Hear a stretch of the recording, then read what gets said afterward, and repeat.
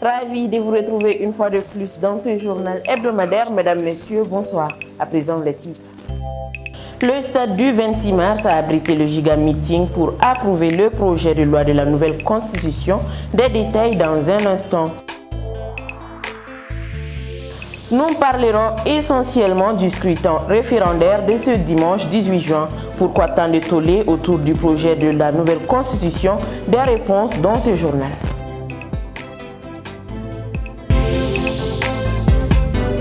Mesdames, Messieurs, une fois de plus, bienvenue. Le vendredi 16 juin 2023, le gouvernement de la transition a demandé le retrait sans délai de l'amunissement. C'était lors de la 9350e session du Conseil de sécurité consacrée à l'examen du rapport trimestriel du secrétaire général des Nations Unies sur la situation du Mali tenu à New York. Cette décision est la conclusion logique du bilan de la présence de l'amunissement au Mali après 10 ans. Je l'annonçais dans les titres, ils étaient des milliers à répondre présent au stade du 26 mars ce vendredi 16 juin 2023 pour le giga meeting pour un oui massif en faveur de la nouvelle constitution organisé par le mouvement Ambico avec l'implication de certains partis politiques. Cette dernière rencontre de la population avant le référendum a enregistré la présence des plus hautes autorités du pays. Des éléments de réponse dans ce compte-rendu de Abdoulaye Maïga.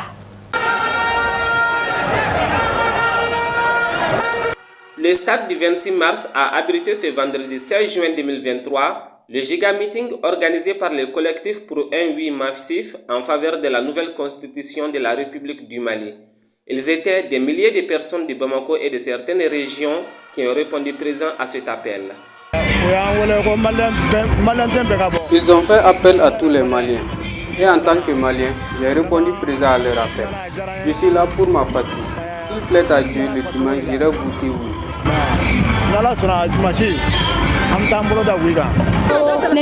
Je suis très heureuse aujourd'hui parce que la cause est patriotique et je suis là pour le Mali. Nous sommes là pour le oui parce que nous pensons que c'est ce qui est bon pour le Mali. J'ai répondu à l'appel de Fatoumata Batoulian car c'est elle qui m'a invité. Nawa Doumbia aussi est invité, mais malheureusement la foule s'est dispersée avant son arrivée. L'appel que nous avons lancé a été répondu parce que le stade s'est vraiment rempli et c'était ça notre souhait. Si vous faites le constat, plusieurs localités ont été représentées, mais ils ont préféré rentrer avant la tombée de la nuit, car il y a des gens qui viennent de très loin. Ça n'a pas été étonnant de voir le stade du 26 mars rempli de monde, car plusieurs artistes ont été invités par le mouvement Ambico, membre du collectif pour un oui massif.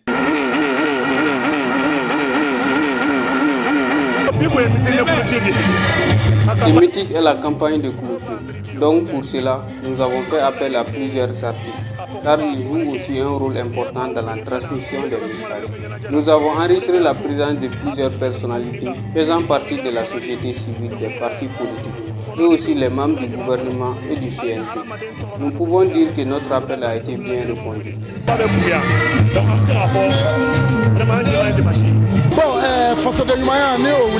L'appel a été lancé à tous les Maliens de soutenir nos autorités dans l'adoption de cette nouvelle constitution.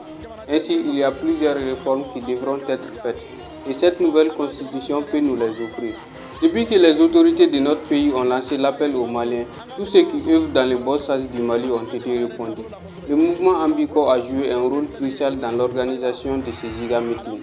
Depuis que nous avons été appelés, nous avons répondu et œuvrons jusqu'à la victoire du oui massif.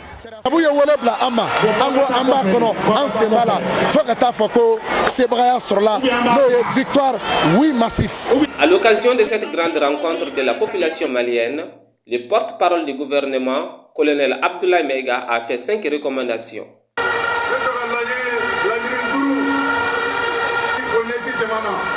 J'ai 5 recommandations au peuple.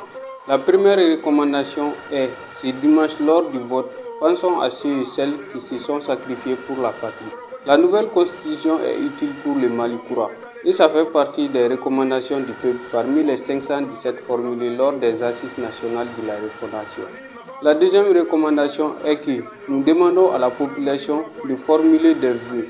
La troisième recommandation est Nous demandons à tout le monde d'aller voter, car si on ne vote pas, nous n'aurons pas ce que nous avons voulu.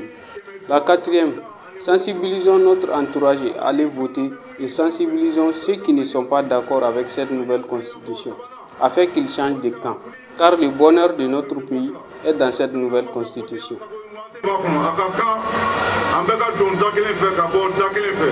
Ce giga meeting qui a été organisé est le dernier campagne référendaire en faveur de la nouvelle constitution du Mali.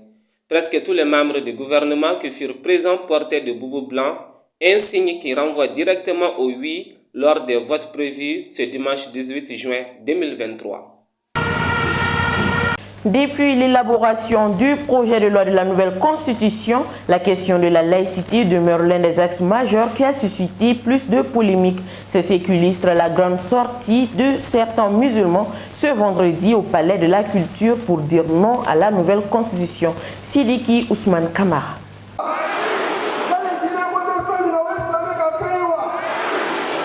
Depuis l'élaboration de la nouvelle constitution, la laïcité qui s'y trouve ne cesse d'être décriée par une partie de la population malienne. C'est ce qui a fait l'objet d'une sortie massive composée d'une cinquantaine d'associations religieuses et de leaders religieux pour dire non à la nouvelle constitution qui est soumise au référendum ce dimanche 18 juin 2023. Cette polémique relève d'une part des différentes interprétations que donnent les Maliens au principe de laïcité, mais aussi du fait qu'elle a toujours existé dans la Constitution de 1992. Lors de cette manifestation qui a eu lieu au Palais de la Culture, des arguments multiples ont été avancés par des imams pour dire non à la nouvelle Constitution. Nous avons choisi de ne pas opter pour la laïcité pour trois raisons essentielles. La première raison fondamentale, c'est quoi? C'est que la laïcité, conformément à ce que nos imams nous disent, la laïcité est contre la religion, toute religion. Donc, directement, vu que la laïcité est contre notre religion, par rapport à plusieurs principes, dans le texte fondamental que nous devons tout de suite aller voter au référendum. Deuxièmement, dans l'élaboration de la constitution actuelle, il y a eu la frustration des musulmans. C'est-à-dire, la première commission qui a été mise en place pour élaborer la constitution en tant que telle, les musulmans n'ont pas été considérés. C'est-à-dire qu'il n'y a pas eu quelqu'un de valable qui maîtrise l'islam qui a siégé dans la commission. Et la constitution a été publiée. Et nous avons décrié cela fortement. Maintenant, la deuxième commission a été mise en place. Nous avons pensé que dans cette deuxième commission, on allait tenir compte des musulmans et les mettre dans cette commission afin qu'ils puissent défendre leur religion. Cela n'a pas été fait. Donc c'est une négligence de la communauté musulmane. La troisième cause, c'est quoi? C'est que la définition de la laïcité même est anti-Dieu. Alors que le musulman ne peut être départagé de son créateur dans aucune de ses activités quotidiennes. Alors donc, puisque la laïcité, c'est un concept qui chasse Dieu de toutes nos activités, alors cela ne peut pas, cela est incompatible avec la pratique du musulman et de tous les jours.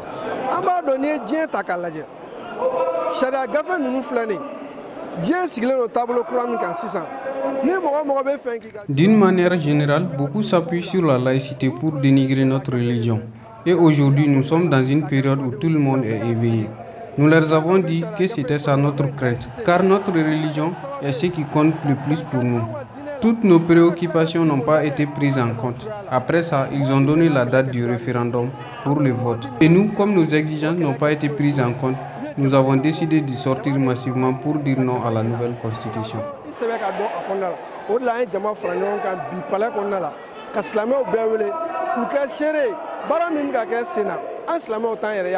Selon des manifestants, dans la laïcité, la religion musulmane est souvent victime de dénigrement par certaines personnes, ce qui est inacceptable pour eux. Nous, on n'a rien fait du mal. On a dit seulement, laïcité est comme je vous donne un exemple. Les Kamites se sont affichés maintenant. Nous n'avons rien fait du mal. Par exemple, les Kamites ont montré à tout le monde que leur objectif est de déraciner l'islam. Alors pourquoi les autorités leur donnent un récépissé alors qu'ils ont pour objectif de détruire notre religion, jusqu'à diffuser cela à la télévision nationale? C'est ce qui nous montre que la laïcité ne signifie pas que chacun pratique sa religion. Ils ont dénigré tous les piliers de notre religion, tout en se référant sur la laïcité. Avant, la laïcité était intelligente, mais aujourd'hui, la laïcité est purement radicale et agressive contre l'islam. Maintenant, ça c'était une laïcité intelligente. Maintenant, c'est la laïcité radicale et agressive contre l'islam.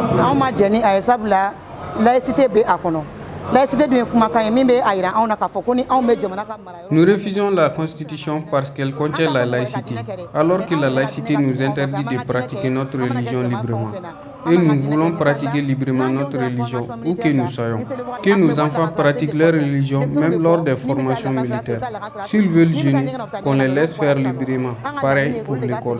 Nous voulons que toutes ces pratiques reviennent.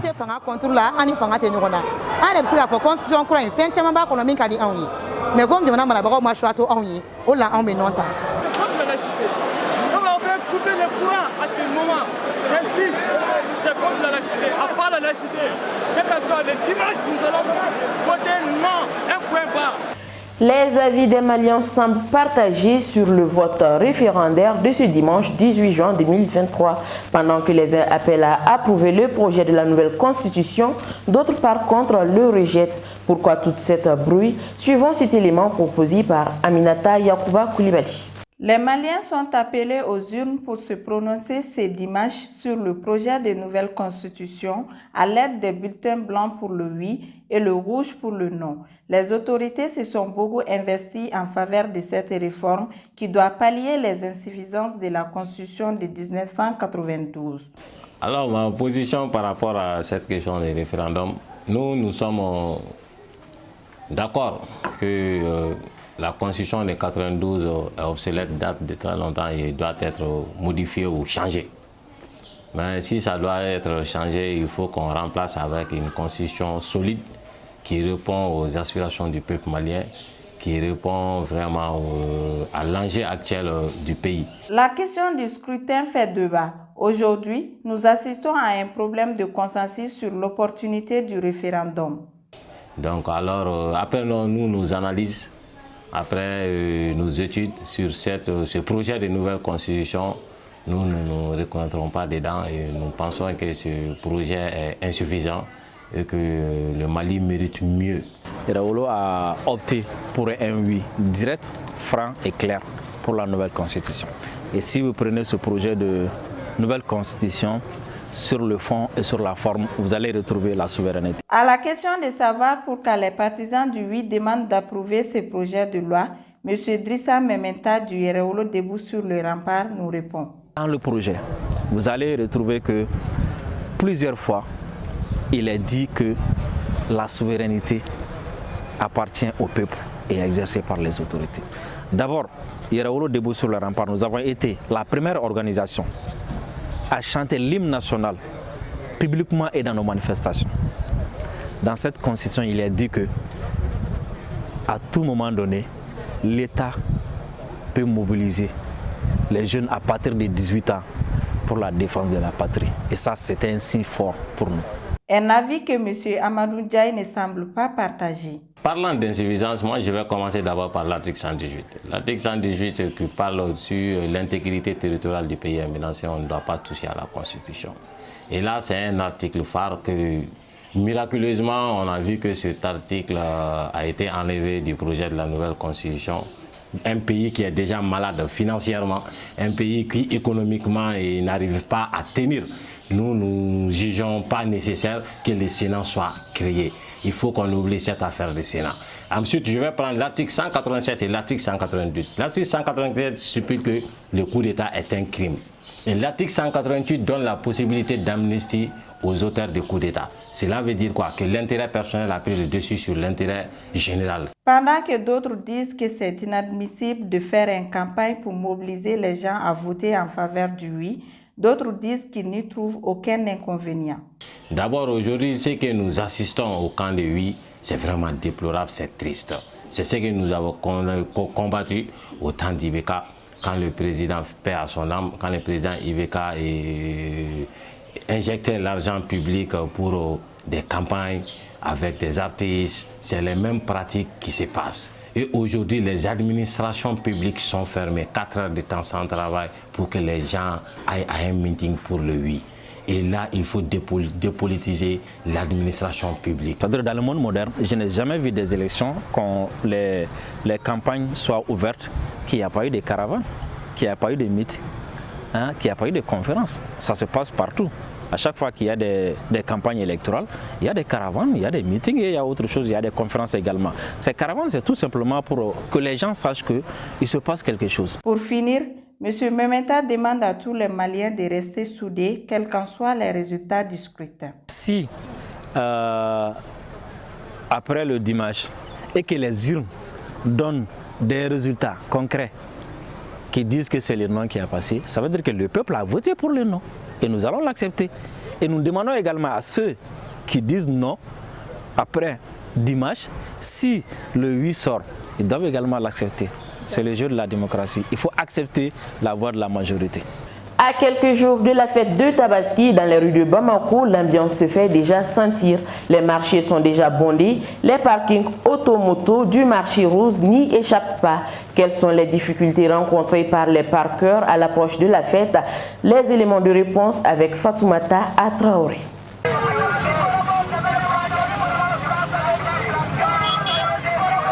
Bamako est engagé dans les préparatifs de la fête de Tabaski, qui aura probablement lieu dans quelques jours. À l'approche de cette fête de Tabaski, le grand marché de la capitale a plus de l'ampleur que d'habitude et les parkings motos sont débordés. Il est difficile de circuler sur les grands axes avec aisance. Le seul souci que nous avons avec les motos, c'est l'embouteillage. Moi, je viens de Calaban, je traverse le pont et encore je viens trouver de l'embouteillage au niveau de Dabanani, en plus du soleil. À un moment, même de récupérer sa moto dans les parkings est difficile car il n'y a pas question de clientèle fidèle. À l'approche de la fête, c'est pas facile. Au moment où nous avons besoin de nos motos, nous viendrons trouver qu'ils les ont mis jusqu'au plus profond du parking. On s'embrouille des fois car le parking ne voit que les nouveaux clients. Parfois, ils nous disent même qu'ils n'ont pas de monnaie. Mais maintenant, j'ai besoin de ma moto. Il se peut que c'est garé loin. Quant à Lassine Diallo, c'est tout à fait le contraire.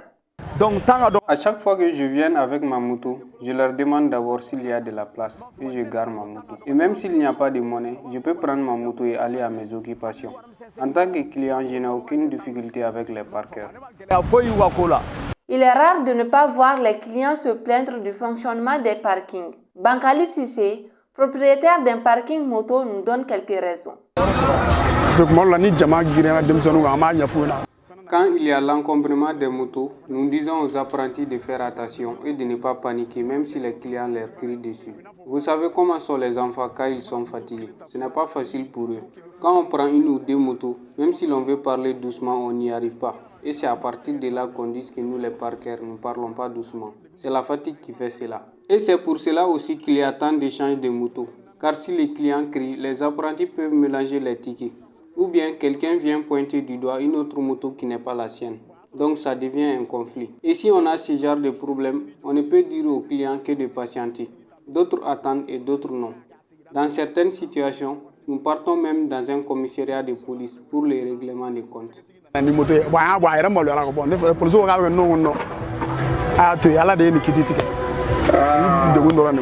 Profitant de la masse de la foule, c'est le moment pour des personnes mal intentionnées de faire de nombreux malheureux.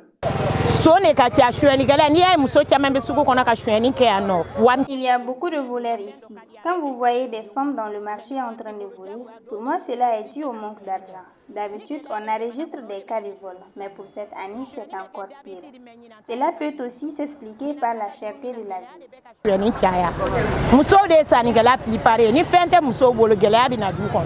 Malgré ces fléaux, une ambiance de fête règne déjà à Bamako. Et l'heure est au dernier réglage pour la fête des Tabaski. Même si les vendeurs et clients se plaignent de la condition difficile, chacun veut être le plus beau pour cette belle occasion. Et tout le monde y trouve son compte.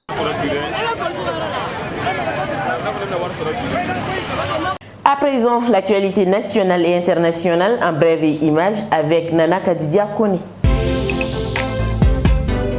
Dans les actualités nationales, un hélicoptère de l'aménagement a été renversé ce jeudi 15 juin 2023 par des vents violents après son atterrissage à Gao. Elle a ajouté que ce n'était pas un accident et précise que l'équipage et les passagers sont tous comptabilisés avec 2 blessés graves. Selon l'aménagement, les passagers qui ont pu quitter l'avion en toute sécurité et reçoivent maintenant les soins médicaux et aucun feu n'a été signalé. Toujours dans le pays, arrêté le mois de mars dernier suite à des propos tenus sur le décès de l'ex-premier ministre Soumeylou Boubé Maïga, Mohamed Youssouf Bathily, dit Rasbach, s'est présenté ce mardi 13 juin 2023 devant le juge au tribunal de la commune 4 pour son procès. Selon Maître Kassim Tapo, la date de délibération est prévue le 11 juillet 2023. À noter que c'est sa 3e fois qu'il s'est fait épingler par la justice malienne. Dans l'actualité sous-régionale, indiqué ce jeudi 15 juin 2023 par l'Organisation internationale pour la migration OIM, la République démocratique du Congo RDC a enregistré près d'1 million de déplacés depuis le début de l'année, en raison des violences dans l'est du pays, ce qui fait qu'elle compte actuellement 6,1 millions de déplacés internes, soit une augmentation de 17% par rapport à octobre 2022. Suite à des attaques perpétrées par des groupes armés dans l'est de la RDC qui entraînant des pertes en vie humaine, des déplacements massifs et une instabilité croissante. OIM a fermement condamné cette violation du droit international humanitaire qui peuvent constituer à des crimes de guerre. À présent, en Chine, pour clôturer les brèves de cette semaine, pour répondre à l'invitation du chancelier allemand et du gouvernement français, le premier ministre chinois Li Qiang est actuellement en visite officielle en Allemagne et en France du 18 au 23 juin 2023 pour prendre part à la 7e consultation intergouvernementale sino-allemand et participe également au sommet pour le nouveau pacte financier mondial. Fidèles followers de Actuel Média, c'est ce qui me fait à ce journal. Merci à vous de l'avoir suivi et bonne suite de programmes sur Actuel Média, le média du présent et du futur.